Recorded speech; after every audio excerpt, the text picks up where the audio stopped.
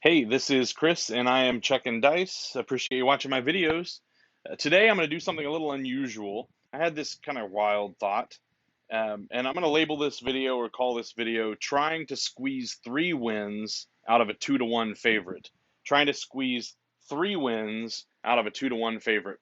Now, the 2-to-1 favorite I'm talking about is laying the 4 or the 10, and I'm going to lay it for $30. Now, um, if you don't know what laying is, it just means betting that the 7 will come before a number. So you can lay any of the box numbers, and you just have to lay enough to be able to win the table minimum.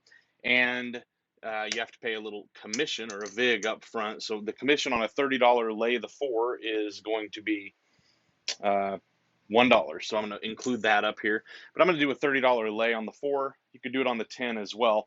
Now, the 4 and 10 are unique in the fact that they are, if you lay it, so you're betting that a 7 is going to come before the 4 or the 10, the odds of winning it are 2-to-1. There's 2 times as many ways for a 7 to roll as there is a 4 or a 10. So if you bet the 4, it pays 2-to-1. If you lay it, you're betting against the 4, it pays the opposite. So it pays 1 for every 2. So a $30 lay is going to pay 15.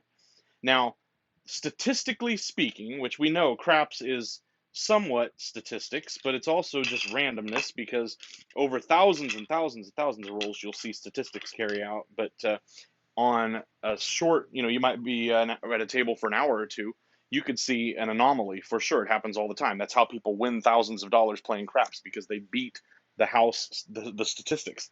Well, you can do the same thing with betting on the 7. So what I'm doing is I'm betting the 7 is going to come before the 4. But the reason I called this video with the name that I gave it was trying to squeeze 3 wins out of a 2-to-1 favorite is normally you'd be looking at an average of 2 7s between 4s, but I'm looking to get 3. So can I beat the statistical normal to get 3 wins? Now my wins are going to pay $15 minus the $1 VIG. So I am going to have to pay $1, but I'm not going to include that in my math. I'm looking for 3 7s before a 4. And if a 7 comes or if a 4 comes before a 7, I'm going to mark it or I'll take it down, I'll replace it, and I'll start again. Even if I haven't, even let's say I've rolled 2 7s and then a 4 comes, I'm going to restart the whole thing because I'm looking for 3 wins. Can I beat the normal 2-to-1 ratio and get 3 before the 1? And then I'm going to pull down the lay and I'm going to play with house money. I'm going to play with that $45 that I won. So how I play just depends on how I'm feeling, how the table's going, kind of just see how it goes. So we are always working, and the point doesn't matter because we're just playing straight up against the 4 and for the 7. All right, there's a 3, an AC Deucey.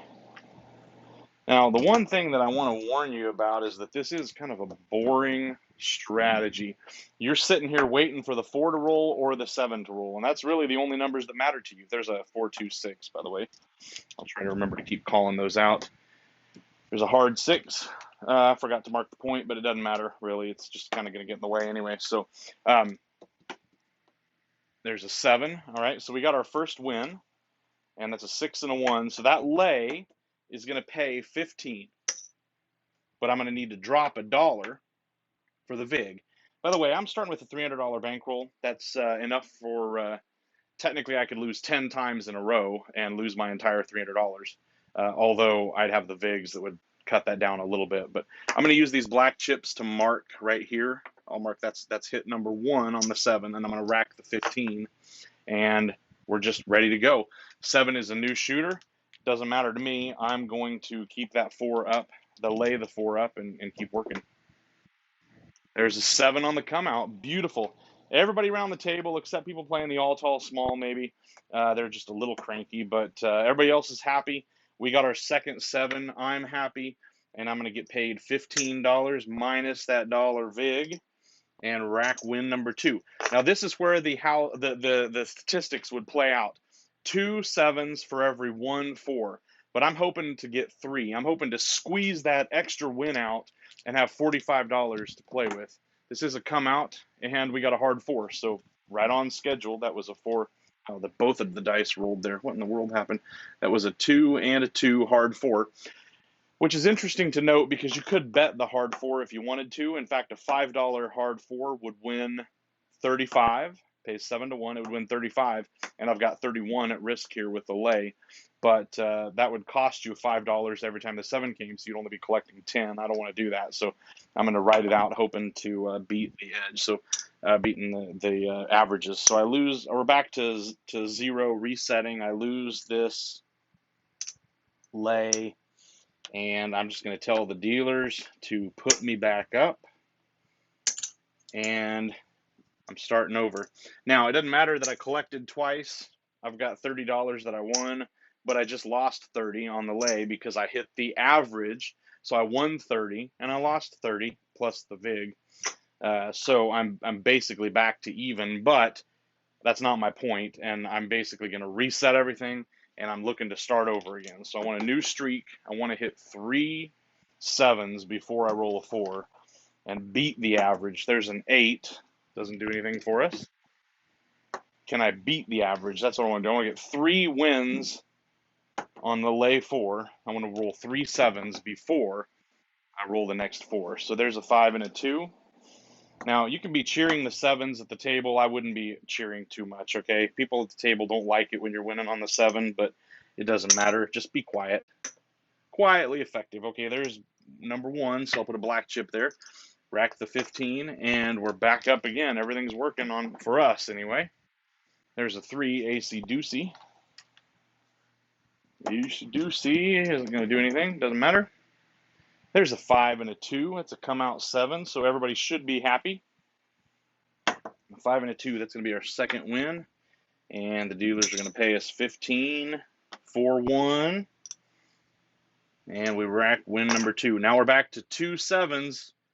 Can we avoid that 4 for one more round? 6. Easy 6. 4 and a 2. And there it is. Hit number 3. There's a 5 and a 2. We got our third 7. All right. So that was 7 number 3. Going to pay 15. Now, I'm not going to replace. I don't need a dollar vig. I already prepaid the vig, and now I'm going to pull this lay bet down because I've accomplished my goal. I got 3 reds before 1 4. So I'm going to put that $30 back in my rack, and I am good to go. So I'm going to pull these black markers down, and I won 3 times. That means I've got $45. What happened? How'd I end up with an extra dollar? Oh, I think maybe I left one over here from before. I don't know. Anyway, so anyway, sorry. I've got $45 here to work with. And we just rolled a 7, so we should be resetting, new shooter, that kind of situation, unless it happened to be a come out 7. I don't think it was, but we're ready to go. We've got $45 of house money. We pulled down our lay 4, and we're ready to do something. We're ready to do something. I am going to just collect this for now because I'm going to wait for a point. And there's a 6. We got a point of 6. And I'm going to play with the table at this point, which means I'm not working the come out. I want the table to be hot now, and I'm ready to go. Okay, so I guess I placed the point. That's right. No need to not.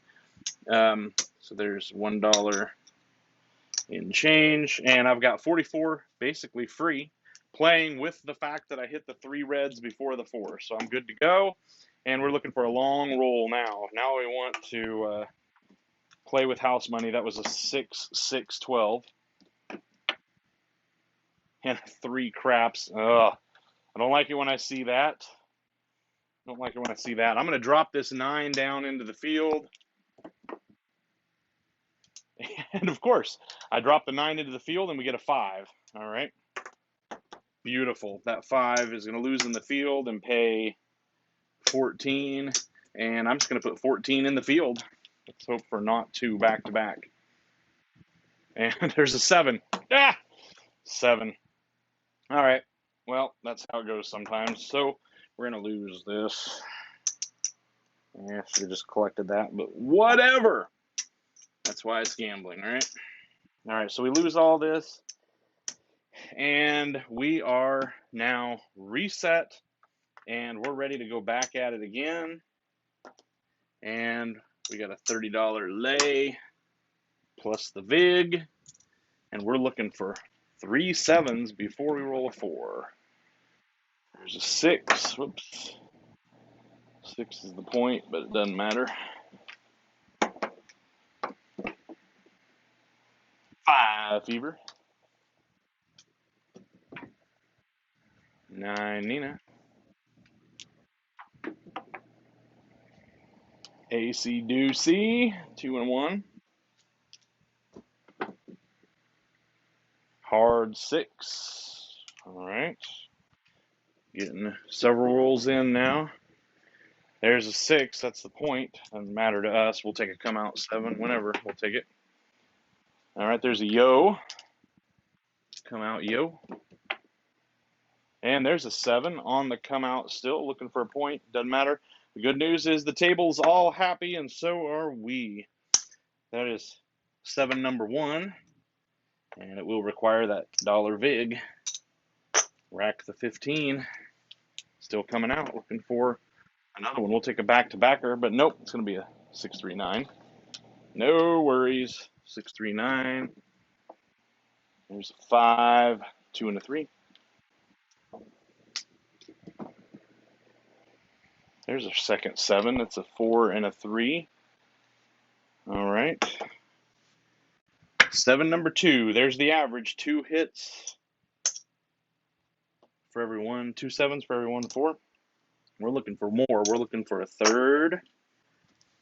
Oh, that would be 7 out. How about a 7 on the come out? Nope, there's a hard 4. Okay, hard 4. Is that exactly what we did last time? We had 2 in, and then we got a hard 4. We're going to lose the lay. And we reset. All right. No problemo. Here's a thought. I wonder if they comp you differently if you're laying the 4. Anybody got any experience with that? Let's say I sit around all day and all I'm doing is laying the 4. I'm playing a $30 bet. Now, I don't have a contract bet, but I a lot of times play the don't pass anyway. So I know they rate you if you're playing the don't pass, but will they rate you if you're just laying a 4 the whole time? I wonder. All right. Let's see what happens now. We need to reset, and there is a 3-1. We got back-to-back 4s. Ouch. Back-to-back losers. Definitely that goes against the statistical probabilities. All right, no worries. We're going to lay that. Anyway, you get comps off this. You can sit around all day and probably go back and forth quite a bit with this strategy and just continue over and over again. You roll a couple 7s, you roll a 4, roll a couple 7s, you roll a 4. There's a 6 point. There's a 7. All right, number 1. 7 number 1. And $15. Minus the VIG. There's an 8. I'm not going to bother with the point. It really doesn't matter. It just takes time. Whoa. Oh, it was a short roll, and we got a 4 hard. Ouch. All right. Fine. No worries. We're okay. Having fun. Losing money. Okay. Whoops. What did I just do? Okay. All right. Lay for 30 plus a dollar VIG. And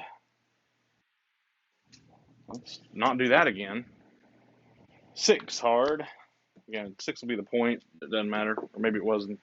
There's a 7. Just looking for 7s. Looking for 7s. All right, that's 7 number 1. And a $15 win for 1.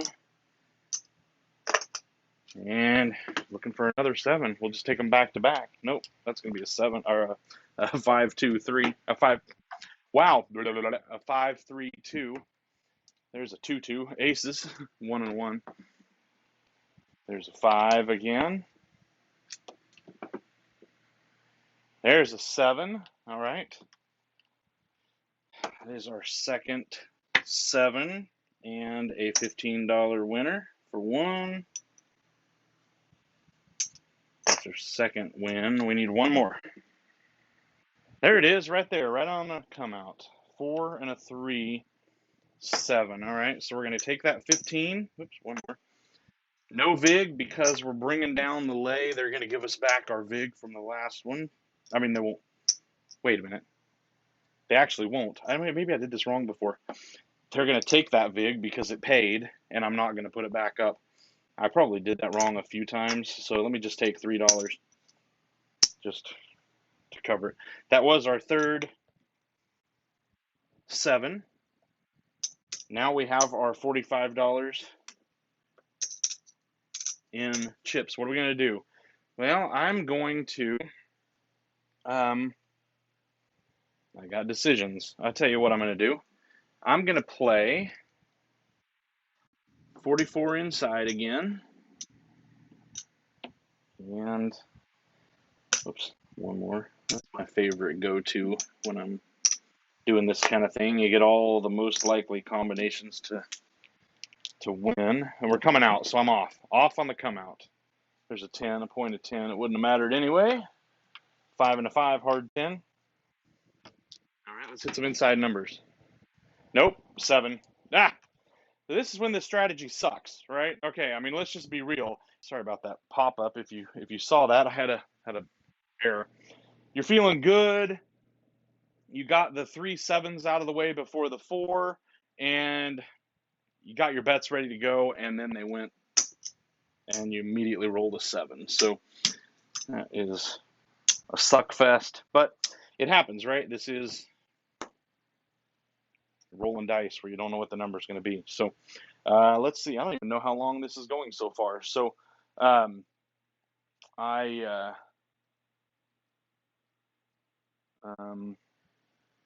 you know what? I think we've done it a few times. You get the point. You get the point.